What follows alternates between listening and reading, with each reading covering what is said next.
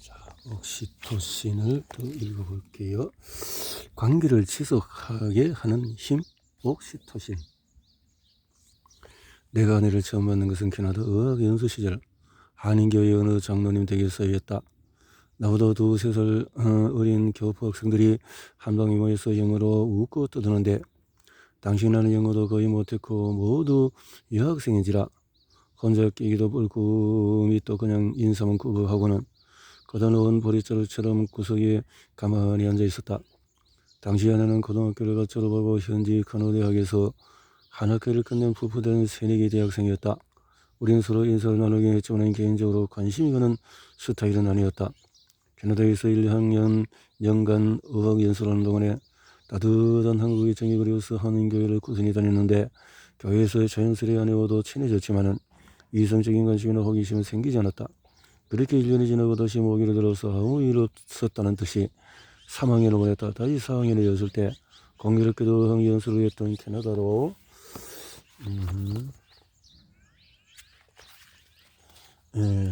다시 갈 기회가 생겼다. 이번에는 교환학생의 신분이었다. 그렇게 캐나다 같은 도시를 갔고 아내를 다시 만났다. 하지만 여전히 우리는 서로에게 아무런 끌림이나 매력을 느끼지 못했다. 교환학생으로 한 학기를 마치며 프로그램에 만족했던 나는 좀 더 있으면 좋겠다는 생각이 들어서 교환학생 신분을 한 학기 더 연장했다. 그리고 그것은 내 일생일 때의 결정이었다. 아내 내 마음속으로 들어온 날, 그해 여름방학 어느 날 나는 한가한 도서관 창가에 앉아서 나의 10년 후의 모습을 상상하며 미래 계획을 세우고 있었다. 10년 후에는 교수가 되어서 선교지에 있겠지? 꿈을 이루기 위해서는 교수가 되어야 했고 교수가 되기 위해서는 박사학위가 아니 먼저 석사학위에 있어야 했다. 석사와 박사는 이곳에서 하면 좋겠다는 생각이 순간 불현듯이 낯선 타지에서 싱글로 늙어가는 많은 유학생 형과 누나들의 얼굴이 하나둘 떠오르면서 좀 일찍 결혼해야겠다는 지금 생각하면 조금은 당돌한 포부를 가졌다. 왜 당돌하냐면 그때 내 나이가 고작 23살에 불과했기 때문이다. 월터 트러비스 나는 너와 결혼했다라는 읽어보면은 남녀가 연애하면서 최소한 4계절은 함께 지내봐야 한다고 했으니 지금 당장 누군가를 만나야 1년을 채울 수 있겠다고 하고 싶었다. 이런 발칙한 상상하며 잠시 기도를 했다. 나의 배우자가 될 사람을 만나게 해주세요. 혹시 그 사람이 주변에 있다면 그 사람을 알아보게 해주세요. 기도를 마치자마자 거짓말처럼 치리며 아내 얼굴이 추석날의 달덩이처럼 두둥실 떠올렸다. 어린 나이였지만 나 언제나 나름의 배우자상을 머릿속에 그려왔다. 첫째, 내가 음악을 못하기 때문에 음악을 잘해야 한다고 생각했고 당연한 이야기지만 외모는 예뻐야 한다고 생각했고 나와 함께 같은 꿈을 꾸고 협의에 선교 봉사를 할 수 있다는 사람이면 좋겠다고 생각했고 그런데 생각해보니 아내는 아버지가 목사님으로 어려서부터 교회에 피아노 반주를 도맡아 했고 그러나 공부를 끝낸 다음에 음악대학에 진학하여 피아노를 전공할 계획이었다. 게다가 다시 보니 얼굴도 수려하고 단아하지 않은가? 내가 평소 생각하던 배우자상에 딱 맞는 여자였는데 내가 왜 그동안에 몰라봤을까? 그날 그렇게 아내는 내 마음에 들어왔다.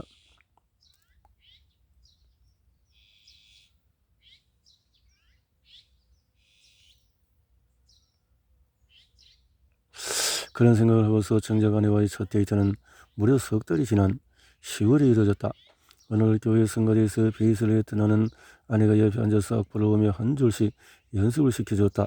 어느 정도 연습이 끝나고 난 용기를 내서 아내에게 물었다.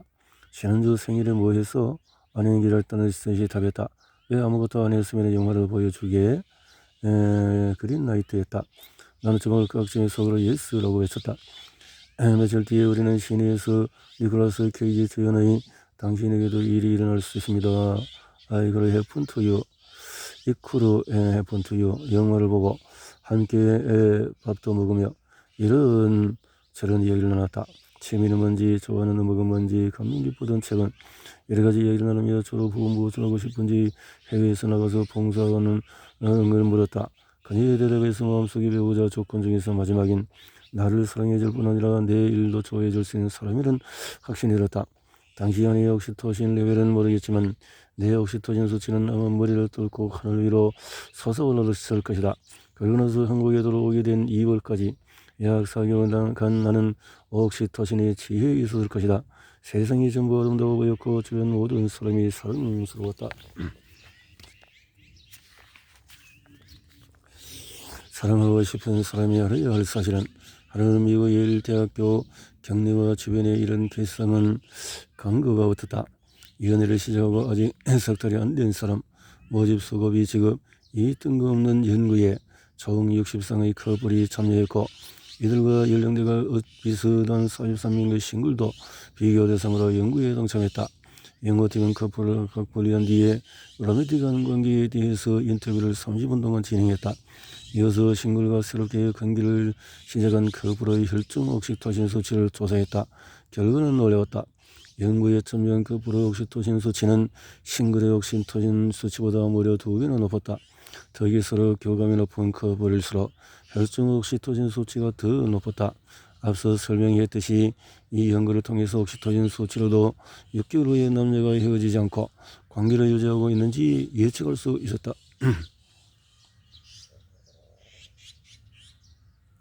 관계 유지 커플의 차이가 이렇게 있네요. 옥시토신과 연애의 관계를 연구한 재미있는 연구는 또 있다. 미국 노스캐롤라이나 심리학과에서 최소 1년 이상 연애 중인 129쌍의 커플을 모아서 두 사람 중에서 한 명을 무작위로 선정하여 감사의 마음을 담은 영상편지를 상대에게 보내게 한 후에 상대의 반응을 살펴보았다. 영상편지는 그냥 생각나는 대로 아무렇게나 찍은 것이 아니라 상대방이 최근에 했던 일 중에서 감사한 일에 대해서 콕 집어 이야기하고 기분이 어땠는지를 표현하게 했다. 그 기분에는 상대방의 반응에 대한 인지, 사랑 경험, 보상 경험, 감사한 마음에 대한 이해, 상대방의 감사 정도, 상대방의 사랑 정도, 상대방이 느낀 보상 정도가 포함되어 있었다. 예상대로 옥시토신이 높은 커플이 서로에 대한 감사와 사랑 그리고 상대방의 감사드리는 표현을 했을 때 긍정적인 감정 반응의 등이 높았다. 당연히 혈중의 옥시토신 수치가 높은 커플의 관계가 계속될 수밖에 없을 것이다. 옥시토신이 높으면 상대방과 이야기할 때 서로의 눈을 바라보고 상대방의 비언어적인 표현을 잘 이해하며 조그만 일에도 감사하고 사소한 것부터 배려한다고 하니 관계가 더 건강하게 그리고 더 오래 유지될 수밖에 없다. 반면에 스킨십과 성생활만 함께 나누기, 서로 공감이 가능한 대화 나누기도 체내의 옥시토신 수치를 높여 나가니 잘 되는 커플은 옥시토신 수치가 등대로 올라갈 수밖에 없다. 이 책을 읽는 커플이여, 좋은 관계를 나누어 보자, 만들어 보자. 옥시토신과 마음이론. 마음이론은 심리학의 한 분야로 타인과의 생각이 나와 다를 수 있으며 어떤 특정 상황에서 타인이 어떤 생각을 가질지를 유추할 수 있는 능력을 의미한다. 쉽게 말하는 상대방의 마음을 읽는 능력이다. 우리는 우리가 말한 것을 상대는 어떻게 생각하고 느끼는 일을 끊임없이 추적하면서 다음 대화를 이끌어간다.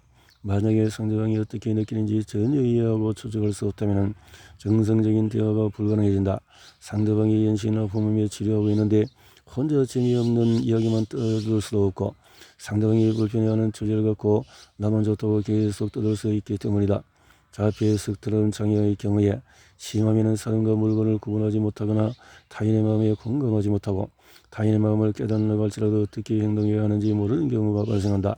상대방의 마음을 이해하지 못하고 이 이상 행동을 하게 되면서 사회관계를 맺기가 어려워진다. 이렇게 사회적으로 어렵다면 옥시토신은 더욱 낮아지게 된다. 하지만 옥시토신은 상대방의 마음을 이해하고 공감하고 더 나아가서 협력할 수 있는 능력을 증진해 주기에 사회성이 떨어지는 사람, 평소 눈치가 없다는 이야기를 듣는 사람, 상대방의 마음을 읽는 능력이 떨어지는 사람일지라도 옥시토신 라이프 스타일을 선택하면 오히려 옥시토신이 올라오고 사회성이 좋아질 수가 있다.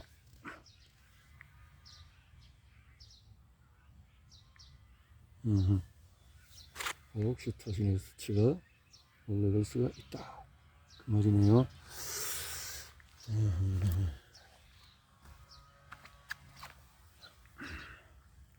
너희가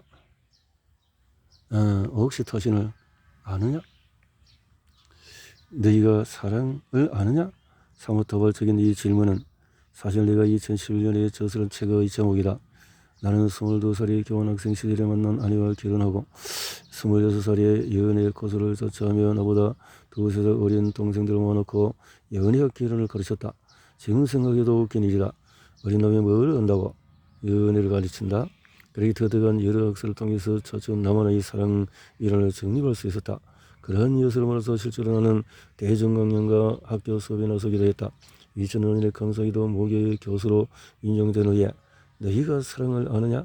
성공적인 연애로 인한 실제적인 재언이란 거창한 이름의 과목을 개설했다.